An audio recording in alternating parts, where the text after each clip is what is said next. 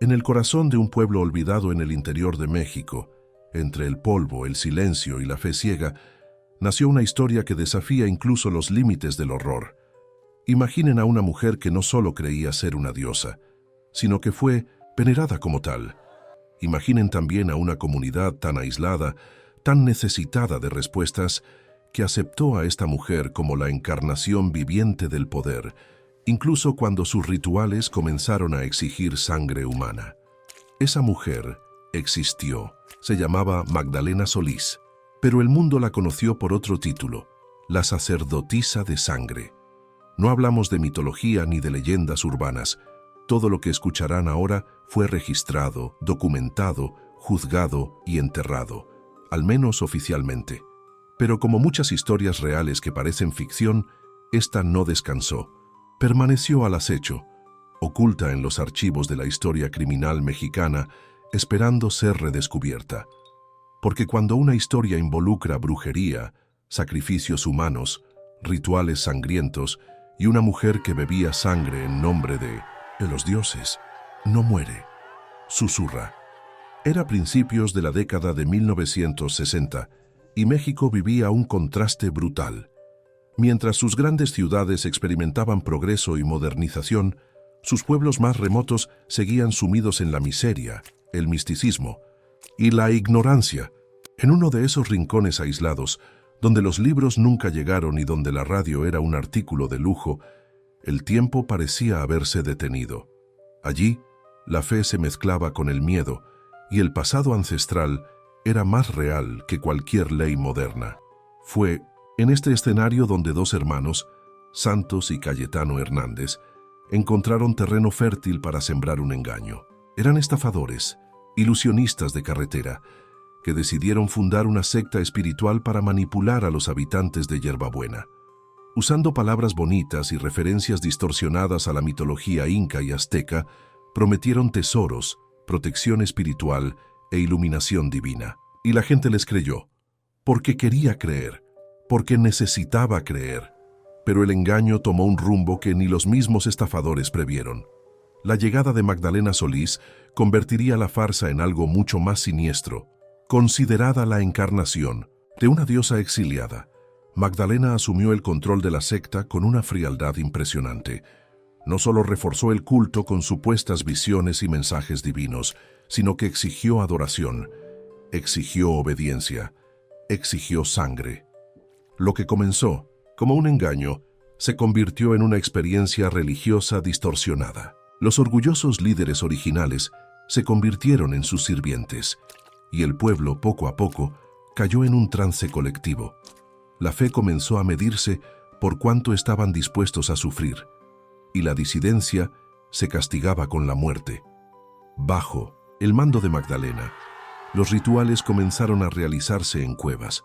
Las víctimas eran golpeadas, mutiladas y sacrificadas en ceremonias que mezclaban sangre humana, drogas alucinógenas y promesas de inmortalidad. Sus seguidores bebían la sangre de los condenados. Magdalena los guiaba como una maestra del abismo, cada vez más profundo en la locura. Creían estar sirviendo a los dioses. En realidad, alimentaban un culto de sadismo y destrucción. Lo que hace esta historia aún más perturbadora es el silencio que la rodeó. Durante semanas nadie en el exterior supo lo que ocurría en Yerbabuena. La policía no sospechaba. El gobierno no intervenía. El mundo no miraba.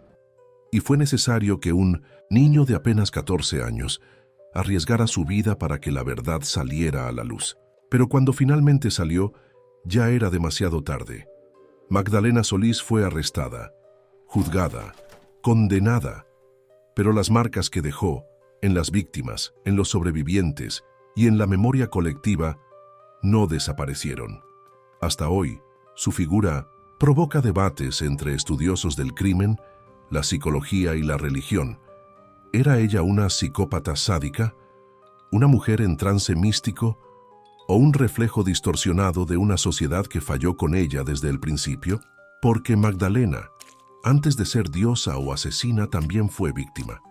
Prostituida a los 12 años, vendida, usada, descartada, hasta que encontró poder. Y cuando lo tuvo, decidió nunca devolverlo. Antes de continuar, tenemos un regalo exclusivo para ti que nos has acompañado hasta aquí. ¿Sabías que existen grimorios prohibidos que contienen fórmulas mágicas y rituales de invocación que la Iglesia y los gobiernos intentaron erradicar? ¿Que hay rituales tan oscuros que han marcado a quienes los han practicado y que siguen siendo temidos hasta hoy?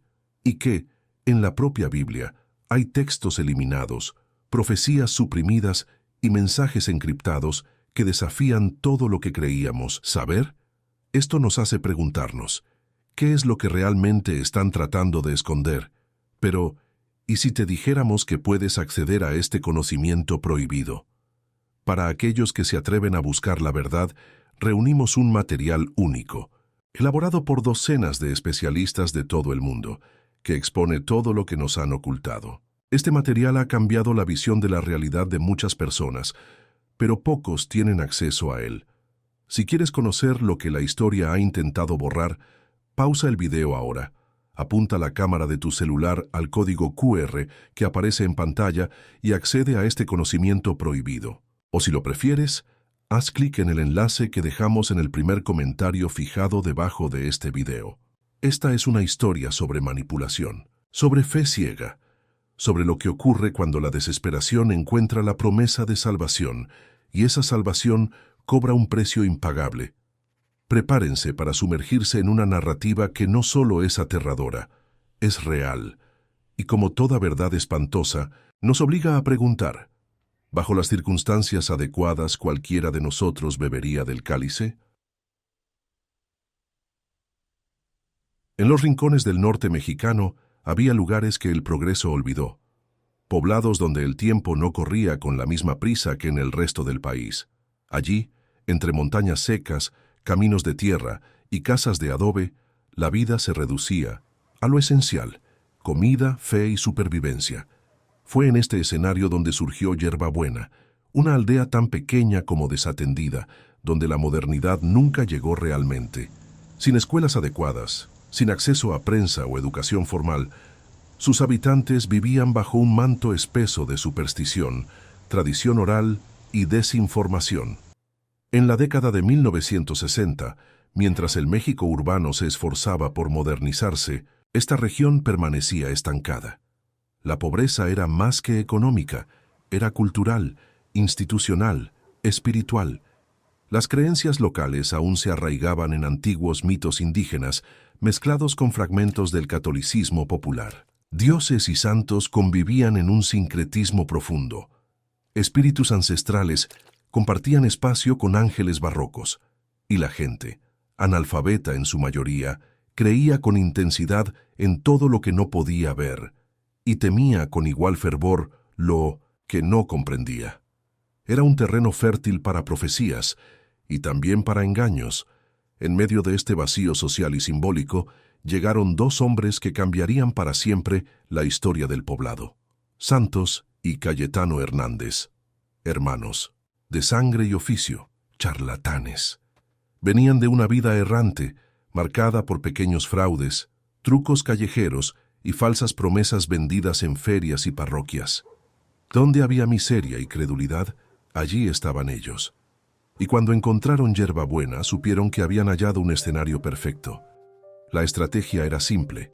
Se presentaron como profetas de un dios antiguo, exiliado, sediento de adoración. Mezclaron elementos de mitología inca, referencias distorsionadas a la cultura azteca y un barniz religioso adaptado a lo que la gente conocía. Decían haber sido elegidos para guiar a los fieles hacia la salvación y a riquezas escondidas en las montañas cercanas. Eran carismáticos, enigmáticos y, sobre todo, convincentes. Las promesas eran grandiosas: oro enterrado, vida eterna, poder divino. Pero exigían fe absoluta, obediencia ciega y, claro, ofrendas, dinero, comida, mujeres. Pronto, los hermanos comenzaron a controlar las decisiones de la comunidad. Eran tratados como enviados del cielo. Y como todo poder ejercido, sin límites, aquello rápidamente dejó de ser solo un engaño. Lo que comenzó como teatro se convirtió en doctrina. Los sermones improvisados se volvieron rituales. Las exigencias aumentaron, y lo que al principio era fe voluntaria, se tornó en sumisión obligatoria. Las mujeres más jóvenes comenzaron a ser ofrecidas como parte de los servicios espirituales. Los hombres que dudaban eran aislados. La promesa de riquezas escondidas mantenía a todos en una especie de hipnosis colectiva. Con cada nueva profecía de los hermanos, la aldea se hundía más en la ilusión. Y para muchos, incluso el sufrimiento era señal de que estaban en el camino correcto. Después de todo, los dioses siempre ponen a prueba a sus seguidores, ¿no? La ausencia del Estado contribuía. No había fiscalización, presencia policial regular, ni estructuras de salud o asistencia social. Yerbabuena estaba librada a su suerte. Y la suerte en este caso era ciega, sorda y cruel. Es importante entender que aquello no era solo ingenuidad, era desesperación. Un pueblo abandonado al margen, sin esperanza de futuro, sin referencias del mundo, es fácilmente seducido por cualquier narrativa que ofrezca propósito, incluso si ese propósito viene disfrazado de mentira. Y los hermanos Hernández dominaban el arte de vender salvación. Para los habitantes ellos eran el puente entre el cielo y la tierra. Para los hermanos, la aldea era solo una audiencia manipulable, un teatro listo para ser explotado hasta la última lágrima. Pero había un problema. Por más que fingieran, Santos y Cayetano sabían que no podían mantener la farsa para siempre. El oro prometido jamás sería entregado. Las riquezas místicas que decían estar enterradas nunca aparecerían. La mentira tenía fecha de caducidad, y la gente, aunque engañada, comenzaba a sospechar. La reverencia ciega empezaba a dar paso a miradas vacilantes, murmullos de duda, preguntas incómodas. Fue en ese momento, de tensión interna y riesgo de colapso, que los hermanos decidieron recurrir a una solución radical.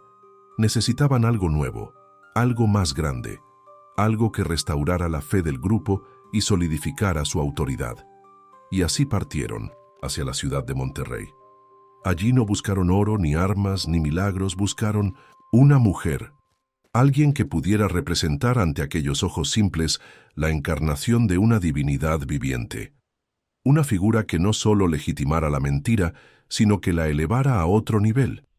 Y encontraron lo que buscaban en una joven prostituta de mirada penetrante y pasado sombrío, Magdalena Solís. Ellos no lo sabían en ese momento, pero esa decisión lo cambiaría todo, porque lo que vieron como una pieza en el tablero estaba a punto de convertirse en la reina, la diosa, la verduga. Aquí está la traducción completa de los capítulos restantes al español latinoamericano, manteniendo la coherencia con los primeros capítulos ya traducidos. Magdalena Solís no llegó a Yerbabuena como una diosa, llegó como cómplice. Cuando los hermanos Hernández la conocieron en Monterrey, era solo una joven marcada por la explotación, prostituida desde los 12 años, viviendo a la sombra de su hermano mayor, Eleazar, quien también era su proxeneta. Pero había algo en Magdalena que llamó la atención.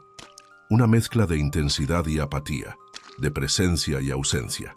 Una mirada que parecía cargar rabia, silencio y algo aún más profundo. Tal vez por eso vieron en ella el vehículo ideal para su nueva farsa.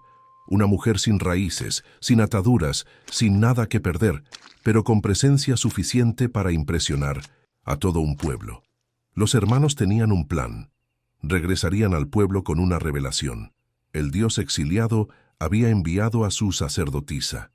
Y Magdalena, vestida con trajes ceremoniales improvisados, adornada con telas coloridas y envuelta en trucos de humo y palabras ensayadas, fue presentada como la elegida. Para esa gente acostumbrada a seguir sin cuestionar, la farsa funcionó. La voz de los profetas fue reemplazada por la voz de la diosa. La palabra de los hombres por la voluntad de una mujer que afirmaba canalizar a los mismos dioses ancestrales. La llegada de Magdalena cambió el juego. No era solo una pieza en la obra, era una fuerza que tomaba forma. A medida que asimilaba su papel, comenzó a interpretarlo con más intensidad de lo que cualquiera esperaba. No estaba allí solo para fingir, comenzó a creer. a sentirse diferente, a colocarse por encima. Y con eso vino la transformación del culto. Lo que antes era solo un fraude sostenido por promesas místicas, ahora se convertía en algo más grave y peligroso. Las ceremonias dejaron de ser simples actuaciones. Magdalena introdujo elementos propios, fusionando creencias esotéricas con prácticas violentas.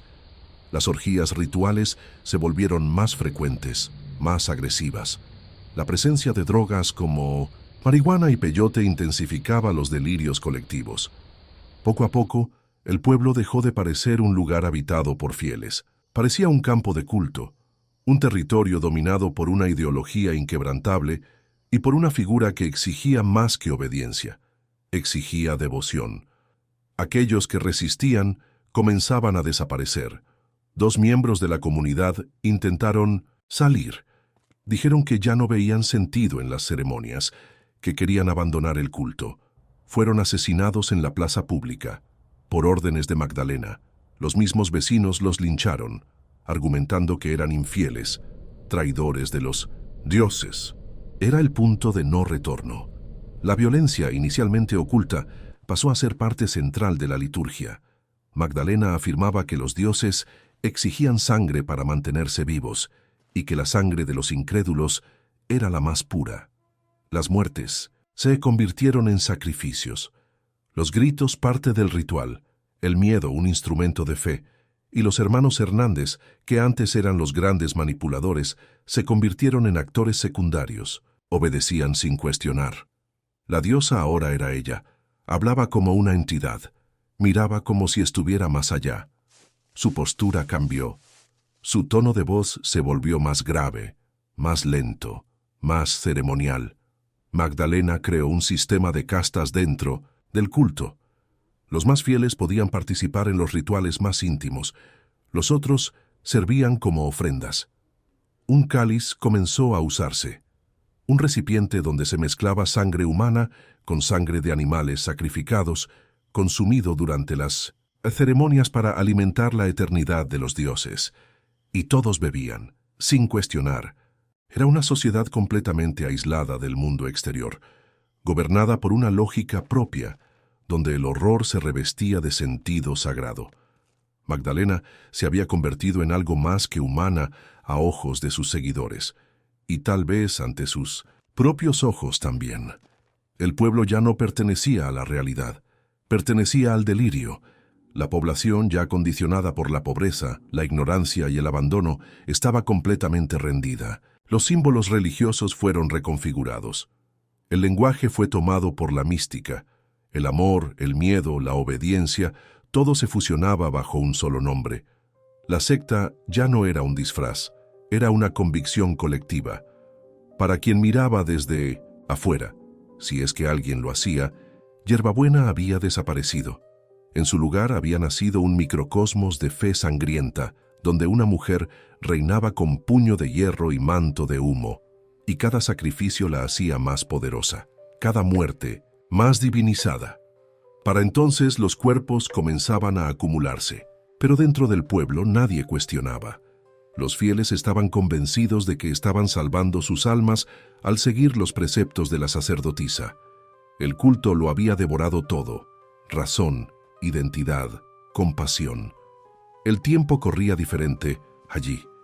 Las noches eran más largas, el silencio más denso, y en el centro de todo, Magdalena, la mujer que se creía eterna. Afuera, el mundo seguía sin saber, pero dentro de la cueva, bajo los cantos y los gemidos, algo muy antiguo y muy humano había sido despertado, y no sería contenido tan fácilmente. La entrada de Magdalena Solís a Yerbabuena no fue discreta, ni necesitaba serlo. Era el momento que los hermanos Hernández habían estado esperando con ansias. Después de preparar el terreno con discursos inflamados y promesas de que los antiguos dioses, tras siglos de silencio, finalmente enviarían una encarnación divina a la tierra. La gente del pueblo, ya completamente sumisa al culto y agotada por el hambre, el miedo y la expectativa, esperaba con los ojos y los corazones abiertos.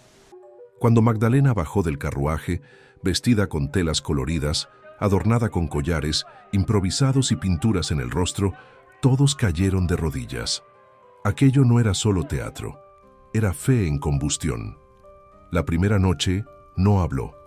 Caminó entre los fieles con pasos lentos, como si flotara sobre el suelo.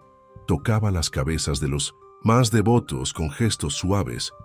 Miraba a los ojos como si pudiera ver a través de las almas. La actuación era perfecta, pero había algo más. Algo en su mirada que hacía que los hombres bajaran la vista y las mujeres contuvieran el aliento. La interpretación iba más allá del guión de los Hernández. Magdalena no actuaba como una diosa. Comenzaba a creer que era una, y tal vez tenía razón. En los días siguientes asumió el control de los rituales con una autoridad que sorprendió incluso a los propios hermanos. Lo que antes eran celebraciones confusas, mezcla de mitología y charlatanería, ahora adquiría estructura y poder simbólico. Magdalena organizaba los encuentros, controlaba los discursos, decidía quiénes participarían en las ofrendas y los banquetes sagrados. Introdujo elementos como jerarquías espirituales, ayunos forzados, cantos prolongados, sesiones de éxtasis inducido con hierbas y prácticas de autoflagelación. Pero no era solo eso. Había un creciente erotismo en la forma en que manipulaba el culto. Las ceremonias nocturnas realizadas dentro de una cueva cerca del pueblo comenzaron a incluir toques, danzas, desnudez, promesas de unión carnal con la divinidad. La figura de Magdalena como diosa viviente trascendía lo espiritual. Era deseo y castigo, vientre sagrado y filo afilado. Para los hombres del pueblo, se había convertido en una figura irresistible, no solo por miedo o fe, sino por un magnetismo sombrío que hacía de la sumisión una forma de placer. Los rituales comenzaron a evolucionar. Magdalena exigía sangre de animales, luego sangre de los propios fieles, en pequeñas cantidades, como forma de purificación. Cada uno ofrecía un poco de sí en nombre de la salvación. Esto por sí solo ya sería alarmante, pero era solo el comienzo. El culto de la sacerdotisa necesitaba ir más allá, y ella lo sabía. La primera muerte ritual ocurrió semanas después de su llegada.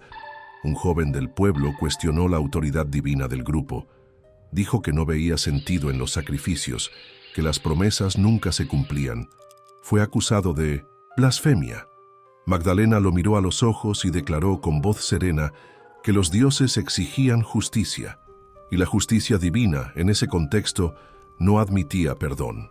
El joven fue atado, golpeado por sus propios vecinos, llevado a la cueva. Allí, bajo la luz temblorosa de las velas y el sonido grave de tambores improvisados, fue degollado. La sangre fue recolectada en un tazón ceremonial. Magdalena bebió el líquido oscuro con lentitud, los ojos entrecerrados, mientras murmuraba palabras incomprensibles. Luego ordenó que todos hicieran lo mismo. El cáliz pasó de mano en mano. El horror se convertía en ritual. Y el ritual, en fe. A partir de ese momento, el culto entró en otra fase. Ya no bastaba con creer. Había que demostrarlo. La muerte se volvió parte del rito. La violencia, un portal hacia lo sagrado. Y Magdalena, con cada víctima, ascendía, más en su propia convicción. Comenzó a usar ropas específicas para los rituales, hechas de telas teñidas con sangre. Sus ojos parecían brillar con una luz interna. Su habla era lenta, cargada de simbolismo, y cualquier vacilación ante ella era castigada con humillación pública, o algo peor. Las muertes aumentaron, pero nunca las llamaban así.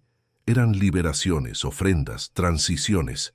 Las palabras cambiaban su significado, y cuando el significado se distorsiona, la moralidad se disuelve. Toda la comunidad participaba, ya sea por creencia, miedo o simplemente por falta de alternativas. Ya no había autoridad civil ni religión tradicional.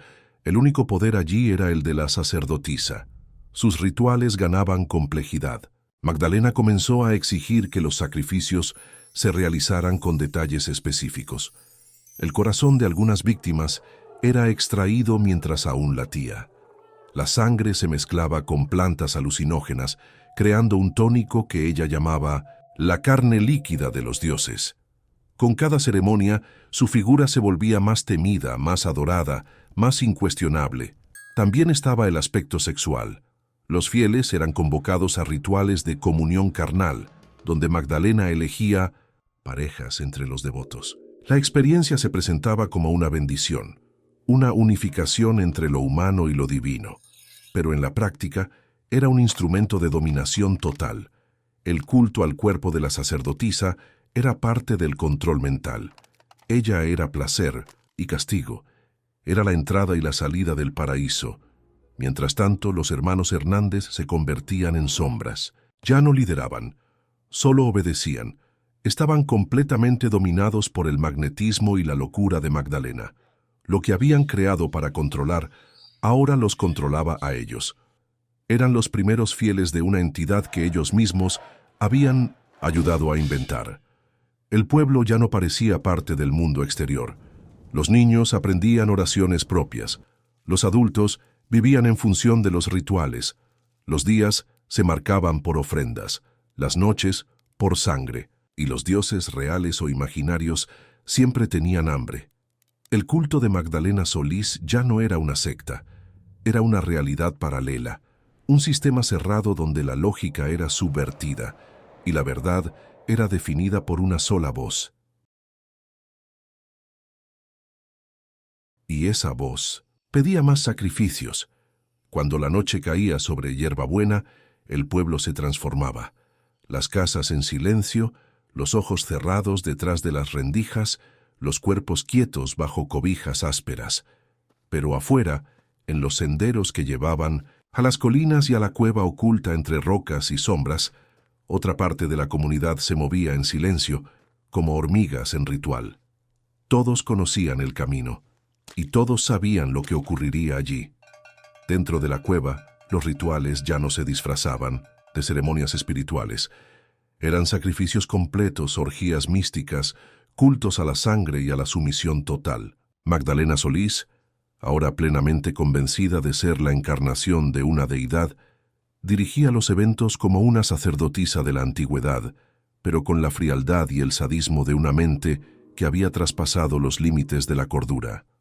La entrada de la cueva estaba custodiada por hombres armados con machetes y palos.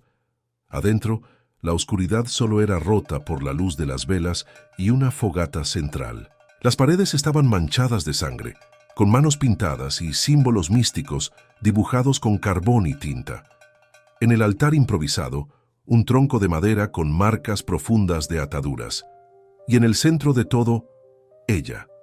Magdalena se presentaba, desnuda de la cintura para arriba, con el cuerpo pintado, cubierta por collares de dientes, semillas y huesos. El cabello suelto, los ojos entrecerrados como en trance, y una voz que a veces susurraba oraciones inventadas y otras gritaba órdenes con ferocidad animal.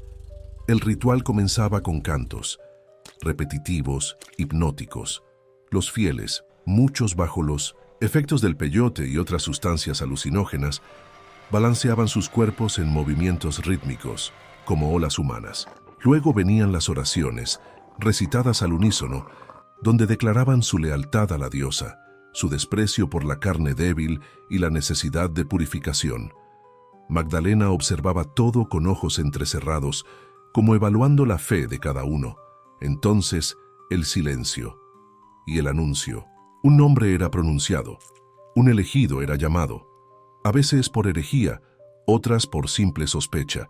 Bastaba parecer vacilante, bastaba no cantar lo suficientemente fuerte, o no bajar la vista a tiempo. Cualquier señal de duda era interpretada como traición a los dioses. La víctima era llevada al altar, atada con cuerdas trenzadas de fibra vegetal. La multitud se alejaba en un círculo. Magdalena se acercaba con pasos lentos, casi teatrales. A veces sonreía, otras solo miraba. Entonces, con un cuchillo ceremonial, hacía el primer corte. La piel se abría con movimientos precisos y la sangre, recolectada en una copa de barro. Decía que esa sangre era la esencia de la desobediencia y que al consumirla, los fieles se liberarían de la corrupción. La copa pasaba de mano en mano. Todos bebían, sin vacilar. Los cuerpos No, eran enterrados. En muchos casos eran dejados a la entrada de la cueva, expuestos, cubiertos con hojas o simplemente abandonados al aire libre. La muerte no era el fin, era el testimonio. Servía como advertencia para quienes pensaran en retroceder, y más aún, reforzaba la autoridad de la sacerdotisa. Ella no solo gobernaba, ella decidía quién vivía y quién moría. Pero los rituales no solo involucraban sangre, también estaban el sexo, el éxtasis colectivo, el desmoronamiento completo de la moralidad. Magdalena elegía compañeros y compañeras durante las ceremonias, a veces frente a todos. La unión con ella era considerada un privilegio, un bautismo. Los cuerpos se entrelazaban bajo la mirada de los fieles como parte de la entrega total. Era más que una orgía, era comunión. Los niños presenciaban todo. Crecían entre cantos macabros, olores a sangre y promesas de inmortalidad. Algunos comenzaban a imitar el habla de la sacerdotisa. Otros participaban en celebraciones menores. El culto dejaba de ser un fenómeno, se estaba convirtiendo en una cultura. Con el tiempo, los sacrificios comenzaron a incluir mutilaciones más severas. Extracción de ojos, lenguas, orejas. Magdalena decía que los dioses querían el sufrimiento para abrir portales espirituales, y nadie se atrevía a contradecirla.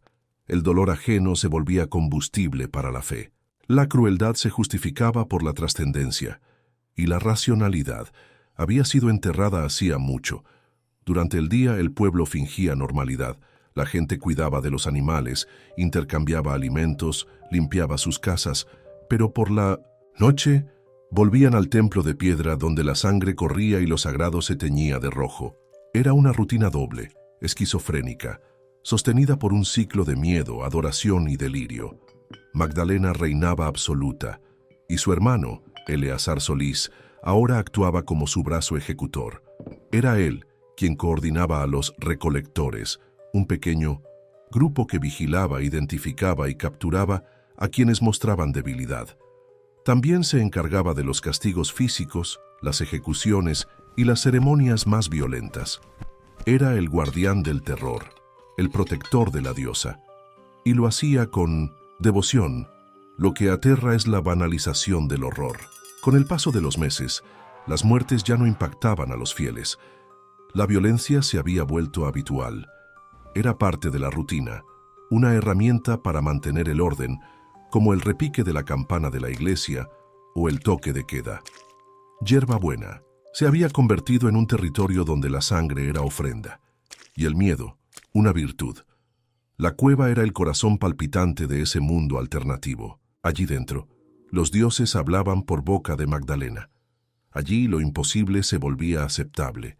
Allí, la humanidad era deshecha y reconstruida bajo nuevas reglas, torcidas, creadas por una mujer que había descubierto en el culto una forma de dominio total. Con cada nuevo cuerpo ofrecido, su convicción se profundizaba. Con cada noche de rituales, su poder crecía. Ya no era solo una mujer, era mito, era centro, era fe encarnada, y nadie se atrevía a desafiarla. Al menos, casi nadie. La verdad, por más enterrada que esté, siempre encuentra la manera de salir a la luz. Y en Yerba Buena, lo que revelaría el infierno que se escondía tras los rituales y las fogatas, no sería una fuerza divina, ni una intervención policial planeada. Sería el coraje silencioso de un niño, un muchacho de apenas 14 años que vio demasiado, supo demasiado, y decidió huir. Nadie recuerda su nombre.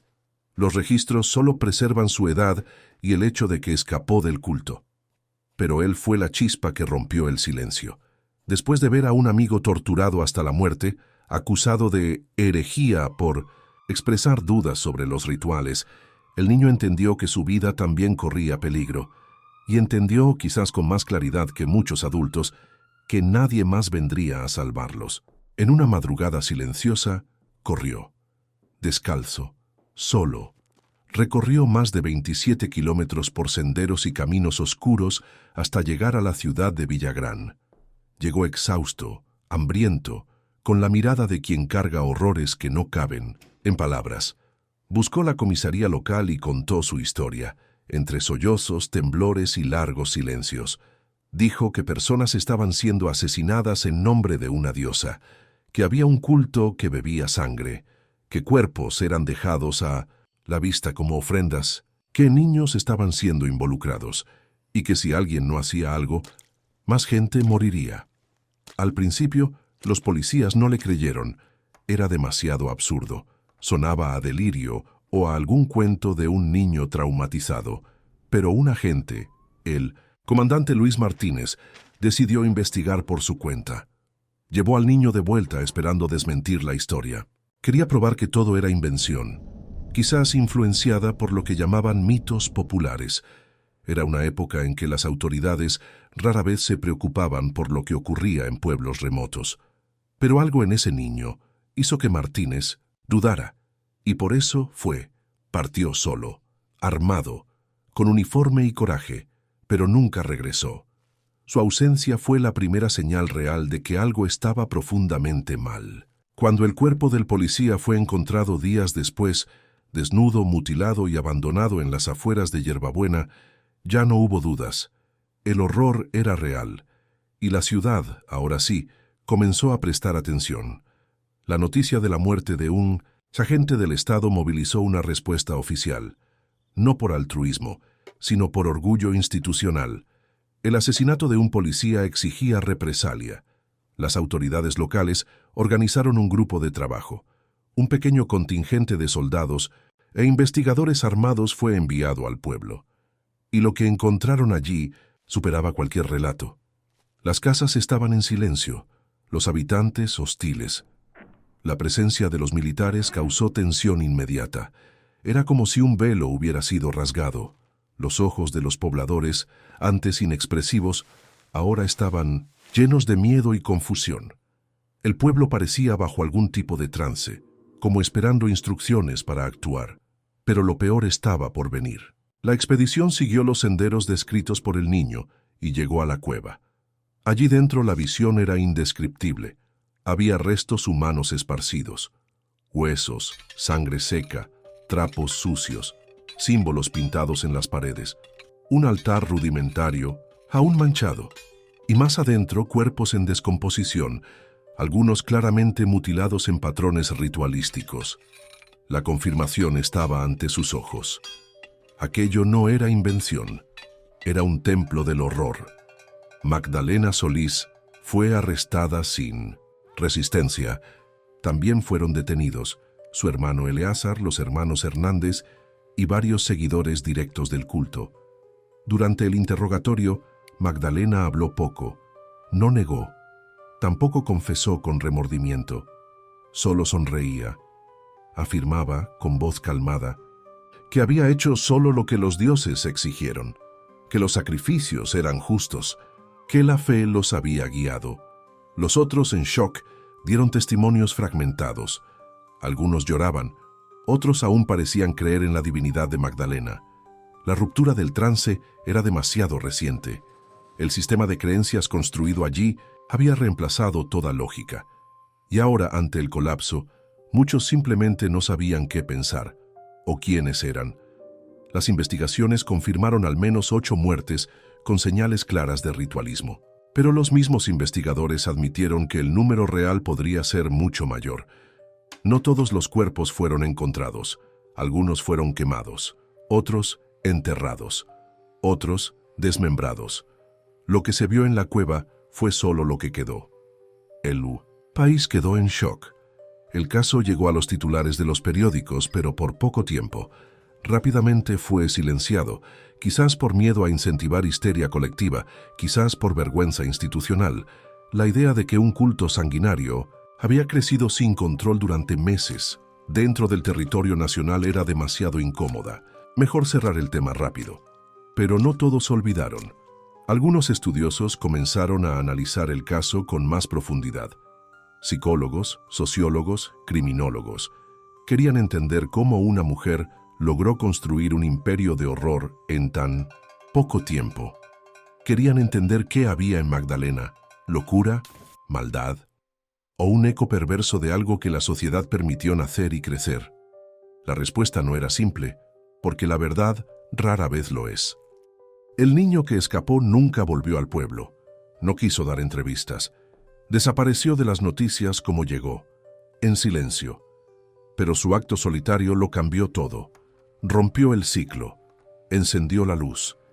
Y por más que la oscuridad intentara borrar los rastros, el mundo ahora sabía: Yerbabuena dejaría de ser solo un punto olvidado en el mapa. Pasaría a ser recordada como el escenario de un culto donde la sangre reemplazó a la fe, donde una mujer asumió el lugar de una diosa y cobró por ello, con vidas humanas. Y todo comenzó con el coraje de un niño. La caída de una divinidad no ocurre con estruendo. No hay truenos ni rayos que partan el cielo. A veces, todo termina en una celda fría, entre paredes agrietadas y el eco hueco de lo que alguna vez fue adoración. Así fue para Magdalena Solís. Tras su arresto, el encanto que la rodeaba comenzó a disolverse. Sin el escenario de los rituales, sin la cueva y los fieles, sin el podio desde donde reinaba, ya no parecía una diosa. Era solo una mujer joven, de rostro cerrado y mirada enigmática, ahora frente a una sociedad que no sabía muy bien cómo juzgarla. El México de esa época no estaba preparado para procesar un caso como ese. Una mujer, líder de secta, asesina ritual, adorada como entidad divina. Eso trascendía los límites no solo de la jurisprudencia, sino del entendimiento colectivo. Las investigaciones revelaron más que cuerpos, revelaron la estructura del culto, el grado de participación de la población local y la profundidad con que la fe había sido manipulada. Hubo testimonios de fieles que, incluso después de ser detenidos, aún la llamaban Nuestra Madre Sagrada. Otros temblaban al pronunciar su nombre. Algunos se negaron a cooperar, creyendo que cualquier traición a la diosa los condenaría para siempre.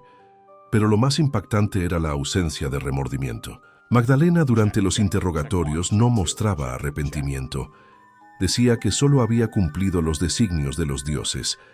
Afirmaba que los sacrificios no eran crímenes, sino rituales necesarios, que no mató por odio, sino por fe, y que en el fondo tenía razón. Esta frialdad desconcertaba incluso a los oficiales más experimentados.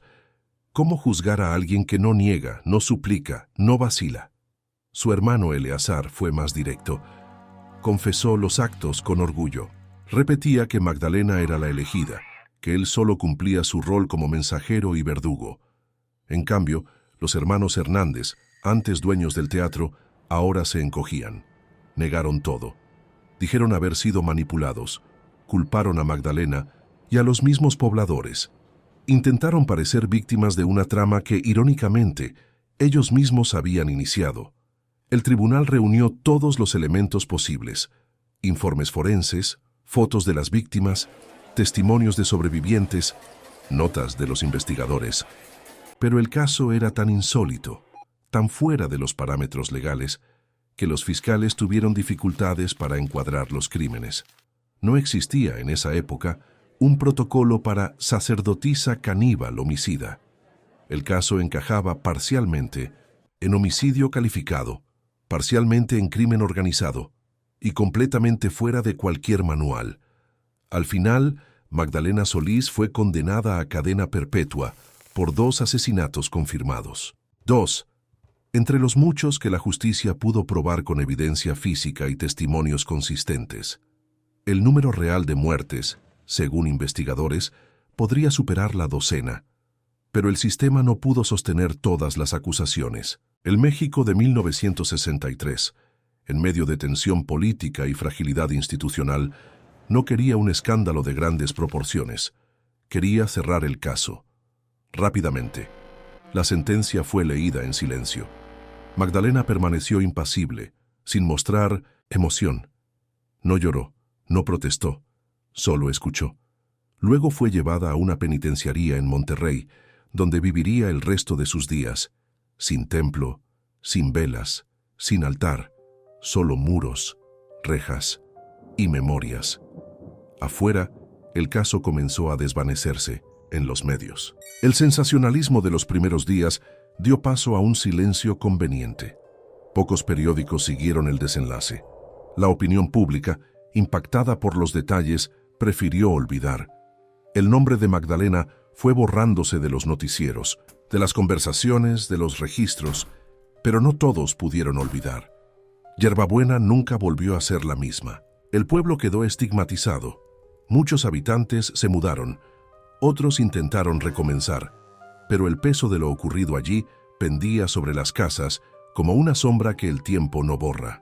Algunas familias aún evitaban hablar del culto, otras, en secreto, guardaban objetos, recuerdos, símbolos, como si parte de ellos aún creyera o temiera que Magdalena algún día regresaría. ¿Y ella? Nadie sabe con exactitud qué pasó dentro de la prisión. Hay registros de que se mantuvo aislada, con comportamiento reservado y sin incidentes graves. Algunos dicen que desarrolló una especie de devoción propia en su celda, creando nuevos rituales con los pocos recursos disponibles. Otros, que pasó la mayor parte del tiempo en silencio, como si esperara que algún día los dioses volvieran a hablarle. No se conoce la fecha exacta de su muerte. Algunos afirman que falleció en los años 70. Otros que sobrevivió hasta más tarde, olvidada, anónima, envejeciendo lentamente tras las rejas. El sistema no mantuvo registros claros, quizás por negligencia, quizás por conveniencia. Al final, la sacerdotisa se convirtió en fantasma, un nombre perdido en los archivos criminales del país.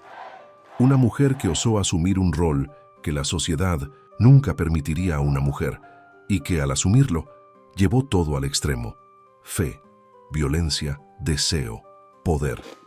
Magdalena no fue solo una criminal, fue un símbolo de lo que puede ocurrir cuando las estructuras sociales fallan por completo y alguien, incluso al margen de todo, decide tomar el centro del mundo.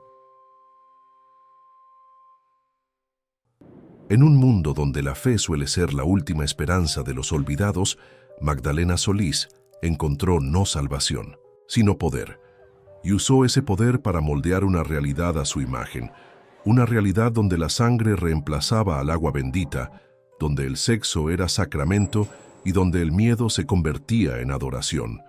Yerbabuena se volvió un espejo distorsionado, no solo de un pueblo corrompido, sino de una sociedad que permitió que todo ocurriera en silencio. La historia de la sacerdotisa de sangre no es solo sobre una criminal, es sobre los vacíos que deja el Estado, sobre lo que florece en el abandono, sobre lo que pasa cuando la ignorancia encuentra el fanatismo y juntos adquieren un rostro, una voz y un cuchillo. Magdalena fue producto de un ciclo de explotación que comenzó temprano, vendida, violada, olvidada. Cuando finalmente tuvo control sobre algo, incluso si era solo una mentira escenificada, decidió que nunca más sería pequeña. Y la forma que encontró para ser grande fue devorar todo a su alrededor.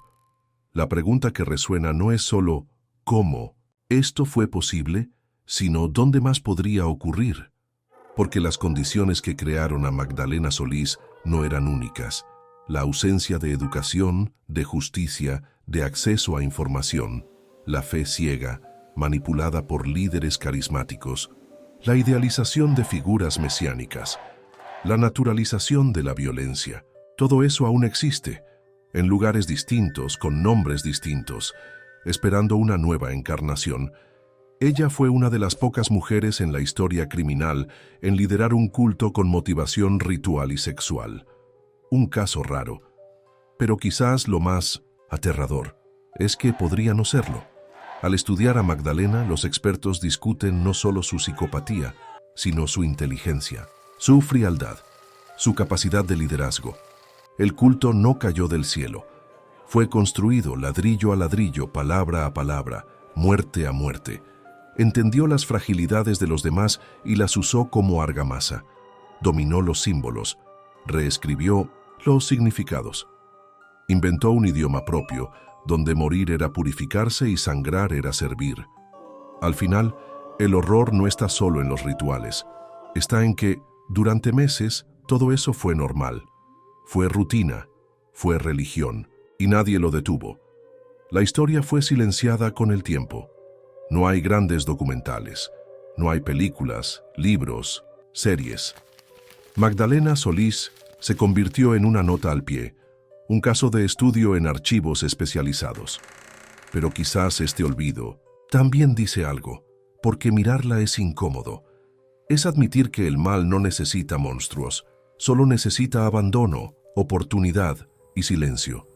Yerbabuena sigue existiendo, un pueblo como tantos otros, pero carga un fantasma que la historia se niega a exorcizar.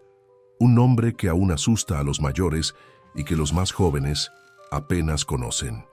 Un capítulo que todos prefieren dejar cerrado, porque recordar es reconocer, y quizás esa sea la parte más difícil, reconocer que, bajo las capas de fe, cultura y civilización, aún hay un lugar donde la sangre puede ser Dios, y donde, si no prestamos atención, la próxima Magdalena ya podría estar naciendo, esperando solo ser venerada.